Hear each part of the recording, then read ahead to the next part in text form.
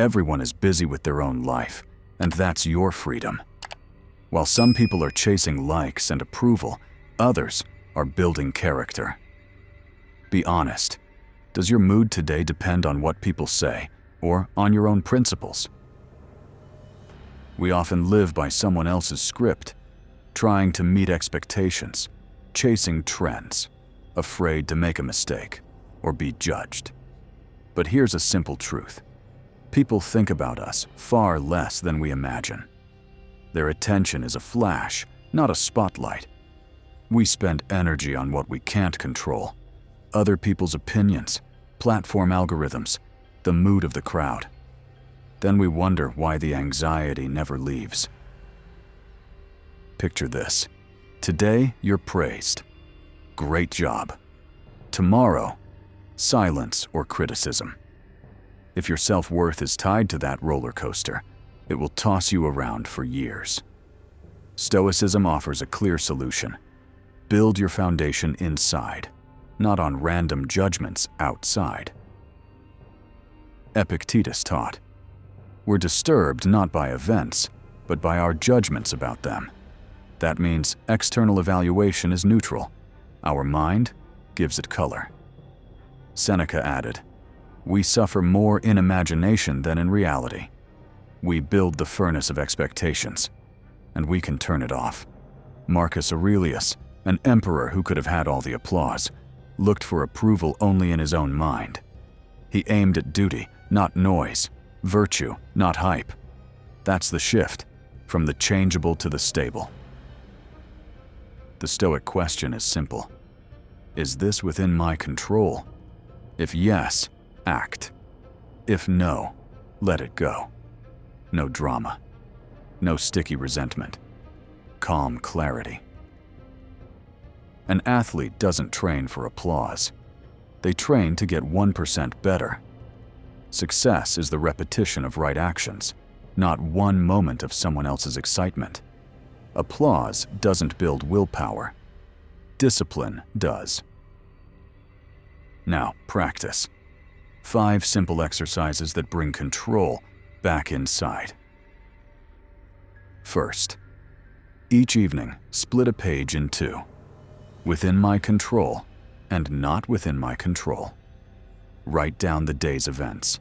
Plan action only from the left column. The right is for releasing. This isn't giving up.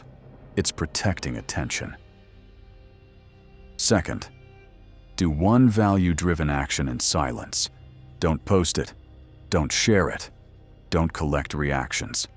It could be a workout, a hard phone call, or one focused hour of work. Strengthen the root, not the leaves. Third, score effort, not attention. At day's end, give yourself a 0-3. 0, didn't start. 1, started. 2, did it. 3, did it with quality. No likes, just will and honesty. Fourth, before a key task, write what you control: time, preparation, focus, and what you don't. Reactions, evaluations, outcomes. Underline the first. Strike through the second. Begin. Fifth, to praise and criticism, answer with one mental line. Noted, not absorbed. Say thank you, then stay on course. Neither excitement nor offense should pull you off your path. Now, everyday stories, familiar and relatable. Story 1. The teacher in the class.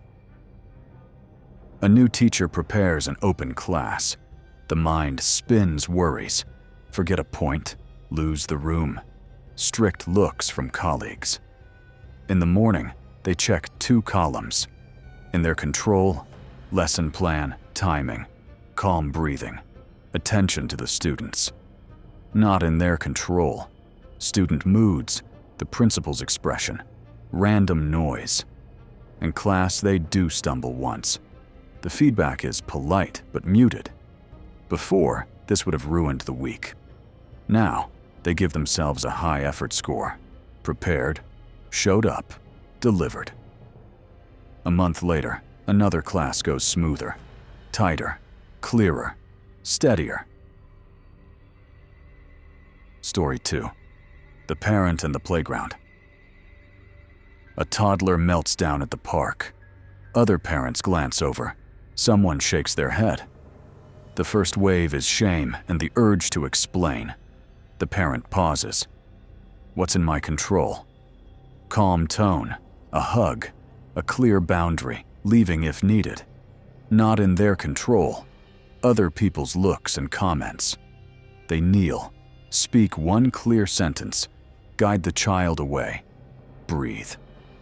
That night, they note, stayed composed under pressure. Quiet, real progress. Story 3. The student and the exam. A college student faces a big test. Friends tell horror stories. Forums add fear. They split a page. In their control, study notes, practice problems, decent sleep, a steady routine. Not in their control, the professor's mood, which question appears, the room's noise. On test day, a tough topic shows up. They remember. Breathe, structure the answer. Take a calm pause. The grade is average. No despair. They did what they could control. On the retake, they improve, thanks to steadiness and system, not panic. Story 4. Retail and the tough customer. A store associate gets a sharp comment. Service is bad. First impulse, argue. They shift to action, clarify the need, offer options, bring a manager if needed. Not in their control, the customer's tone. They do their part, jot 2 improvements for next time. The next day, the same customer returns, calmer, and makes a purchase. The associate didn't follow the emotional hook. They kept pace and self-respect. Story 5. The promotion. A recent grad works hard for months, hoping for a promotion. No decision comes. That night, 2 columns again. In their control, quality of work, skill growth, a scheduled feedback session, a short list of target companies. Not in their control, timelines and hidden processes. They meet their manager, calmly review achievements and a growth plan, and quietly refresh their resume. A month later, the promotion still hasn't landed, but their steps are clear.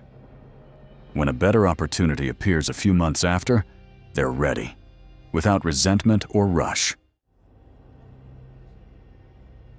Story 6. The musician and the quiet release. A musician drops a new song. Day 1. Almost silence. Then 2 reviews, one glowing, one harsh. They read both and say, noted, not absorbed. In a notebook, they write 3 lines. What the process taught them, what to improve next, what feeling they aim to convey. Then back to the studio. Their course runs deeper than random noise. To keep focus, keep short anchors nearby. Simple lines to reset your mind. Other people's opinions are wind. Build your house on rock. You control the hand that writes in your journal, not the fingers that tap like. Applause is a signal from outside. Direction comes from within. Standards over praise. Principles over trends. Attention is chance. Character is choice. Common traps and simple exits. The comparison trap. Compare yourself to yesterday's you. Care about progress, not rankings. The expectations trap. Before you start, define what's in your control. Judge only that. The "I'll post it to feel better" trap. Do one quiet value action per day. It strengthens autonomy. The feedback trap. Seek feedback on a schedule from trusted mentors, not from the crowd on impulse. I measure effort, not attention. My court is internal. My aim is virtue. Today I do what's in my control. I prepare, I act, I journal, I focus. Yesterday's noise, I leave it. Tomorrow's judgment, I don't script it. My path is growth. My compass is values. That is freedom. One last thing, not a request, an action. Start a 2-column journal today. Within my control and not within my control. Return to it tomorrow. Let action be the anchor, not someone else's opinion.